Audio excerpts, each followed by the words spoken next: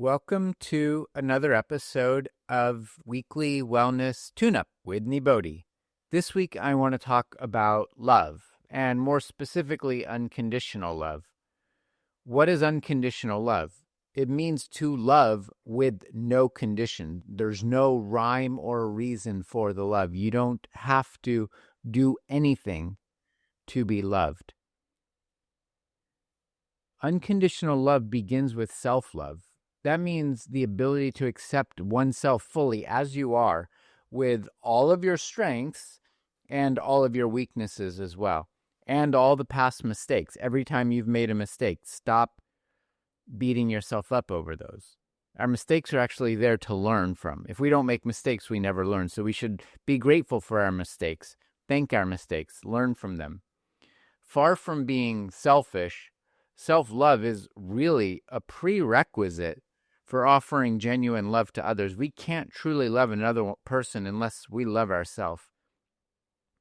In order to really cultivate this unconditional love, even though it's our natural state of being, when we're not tainted by the past or the worrying about the future, there's practices to cultivate self-love. To cultivate self-compassion, we can treat ourselves with more kindness and understanding and empathy, especially when times are difficult, when there's challenging situations going on, when we've made mistakes. Another practice for this self-love involves acceptance, really embracing our own imperfections rather than striving for some unrealistic, lofty spiritual ideal or Instagram page that you never make a mistake and you have 1 million followers. Accept yourself just as you are, the way God made you. Every tree in creation is so unique. We're like trees. Every human being is so unique. So accept yourself. Don't compare. And really taking a growth mindset. That means accepting yourself and viewing those mistakes as really great opportunities for learning, for growth, for self-exploration, for improvement. When we cultivate self-love, when we develop greater emotional resilience, we develop a stronger capacity to love others. This unconditional love has the power to heal emotional wounds, lifelong traumas, and ultimately fostering a profound transformation within ourselves. And this has physical effects too. When the great doctor, researcher, Bruce Lipton, he wrote the book Biology of Belief. Our cells vibrate at the frequency of thought. The story we tell ourselves, our cells vibrate at that level. When we are accepting ourselves and having compassion and empathy and understanding for ourselves, our cells function way better. Every part of our life improves.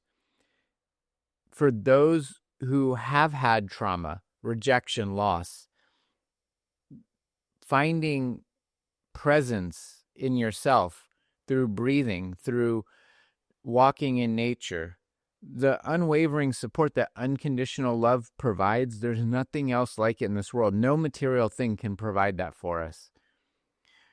There's a few barriers that people run into when it comes to getting to a state of self-love, and even more so, cultivating unconditional love. Number one being the fear of vulnerability.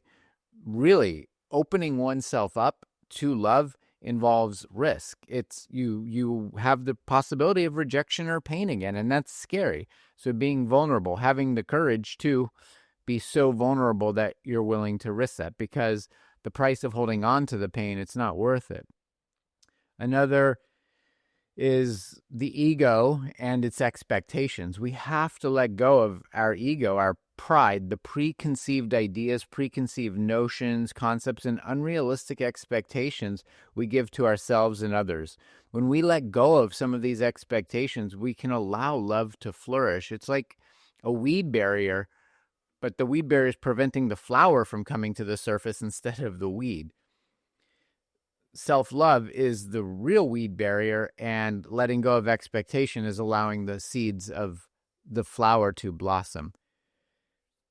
Societal norms often really prioritize transactional relationships over self-love. So that's something that we're all up against. We have to make a firm commitment to ourselves that I am worth it. We have to challenge these social narratives that's still being promoted all over the news, all over TV, all over the media.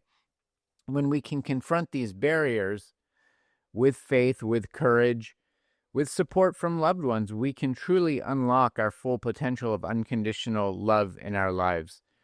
This is Nibodhi with your weekly wellness tune-up. I hope you got something beneficial out of it. Until next time, namaste.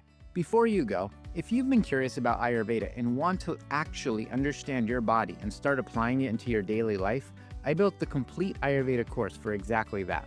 It contains more than 30 years of education and practice distilled into 50 lessons, with over 10 hours of content, guided meditations, personalized assessments, and so much more. It's designed so you'll feel real shifts as you go through it. You'll experience more energy, better digestion, increased mental clarity, and a deeper sense of balance. Lesson by lesson, it's all there. So go to nibodhi.com/courses to learn more.